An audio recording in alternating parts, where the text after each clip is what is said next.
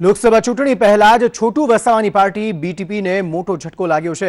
ભારતીય ટ્રાઇબલ પાર્ટીએ છોટાઉદેપુર બેઠક માટે જાહેર કરેલા ઉમેદવાર નરેન્દ્ર રાઠવાની પાસા હેઠળ ધરપકડ કરાતા રાજકીય માહોલ ગરમાયો છે।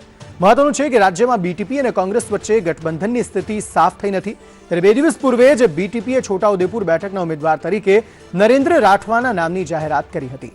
પોતાની ઉમેદવારીની તૈયારીના ભાગરૂપે તેઓ સોગંદનામું કરવા છોટાઉદેપુર કોર્ટ ખાતે ગયા, જ્યાં તેમની પાસા હેઠળ અટકાયત કરવામાં આવી, જેને લઈને કાર્યકર્તાઓમાં ભારે રોષ જોવા મળી રહ્યો છે।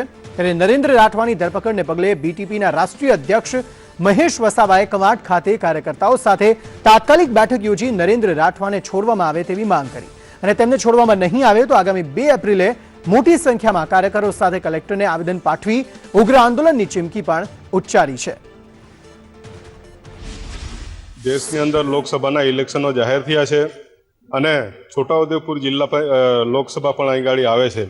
એમાં અમારે નરેન્દ્રભાઈ રાઠવા કે જેમણે પાસા હેઠળ ગઈકાલે એની અટકાયત કરવામાં આવી છે અને એમણે ગઈકાલે જ ફોર્મ લીધું હતું ભારતીય ટ્રાઇબલ પાર્ટી તરફથી અને ભાજપ કોંગ્રેસને બંનેને ધાક લાગી, પરિણામે આ વસ્તુ એમને પાસા કરવામાં આવી। ખાસ કરીને ભાજપે જે રીતે અખત્યાર કર્યું છે અને ભાજપ એવું માને છે કે ભારતના લોકોને 12 લાખ આદિવાસીઓને વિસ્થાપિત કરવાની વાત કરી, એની અંદર નરેન્દ્રભાઈએ પણ એને સૂર પુરાયો અને કોળી સમાજ જે રાઠવા સમાજને કોળીના જે શબ્દ આપ્યા છે એને આદિવાસી તરીકે ગણવાનો અવાજ ઉઠાવ્યો, ત્યારે એમને આજ એ રાખી એનો આગોતરા એ કરીને એમને જેલમાં પૂરવામાં આવ્યા છે।